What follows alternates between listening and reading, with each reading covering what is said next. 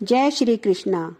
द्वापर युग में महाराज युधिष्ठिर ने श्री कृष्ण से पूछा, हे भगवान, पौष शुक्ल एकादशी का क्या नाम है?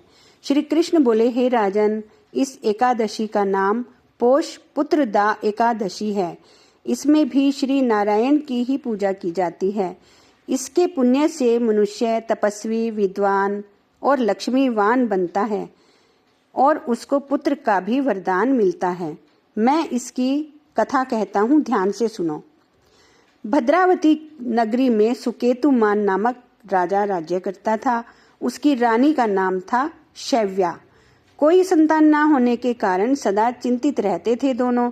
राजा को भाई, बंधु, हाथी, घोड़े, धन, वैभव, राज्य और मंत्री सब कुछ होने पर भी संतोष नहीं था। वह चिंता करता था कि मरने के बाद हमारा पिंडदान कौन करेगा? बिना पुत्र के पितरों और देवताओं का ऋण कैसे चुका पाऊंगा? दिन रात यही चिंता राजा को सताती थी। एक बार तो राजा ने शरीर त्यागने का भी फैसला कर लिया था।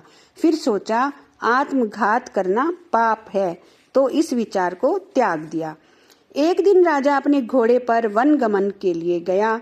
वहां शेर, बंदर, सर्प, मृग, हाथी सब विचरते दिखाई दिए। एक हाथी अपनी हथिनी और बच्चों के साथ विचरण कर रहा था। कहीं उल्लू, गीदड़ की ध्वनि सुनाई दे रही थी। आधा दिन बीत गया। राजा का प्यास के मारे बुरा हाल था। जल की तलाश में घूमते घूमते एक सरोवर दिखाई दिया। सरोवर में कमल खिले थे। सारस, हंस, मगरमच्छ जल में विहार कर रहे थे। तभी राजा ने सरोवर के पास कुछ मुनियों को देखा और राजा के दाहिने अंग फड़कने लगे।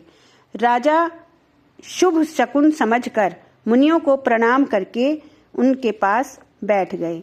राजा ने मुनियों से पूछा, महाराज, आप यहाँ वन में किस अभिलाषा से आए हो?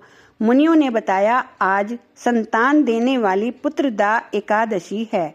हम लोग विश्वदेव हैं और सरोवर पर स्नान करने आए हैं। तब राजा ने कहा, मैं भी निसंतान हूँ। आप मुझ पर प्रसन्न हैं तो पुत्र का वरदान दीजिए। तब मुनियों ने राजा को संतान प्राप्ति के लिए पुत्रदा एकादशी का व्रत करने को कहा। राजा ने मुनियों के कहने से उसी दिन पुत्रदा एकादशी का उपवास किया और द्वादशी को उसका पारण किया। कुछ महीने बाद रानी ने गर्भ धारण किया और 9 महीने बाद उन्हें एक पुत्र रत्न की प्राप्ति हुई। वह राजकुमार अत्यंत शूरवीर, यशस्वी और प्रजापालक हुआ। यह कथा सुनाकर भगवान युधिष्ठिर से बोले, हे राजन, पुत्र की प्राप्ति के लिए पुत्रदा एकादशी का व्रत करना चाहिए। जो मनुष्य इस कथा को पढ़ता है, सुनता है, उसे अंत में स्वर्ग की प्राप्ति होती है। जय श्री कृष्णा।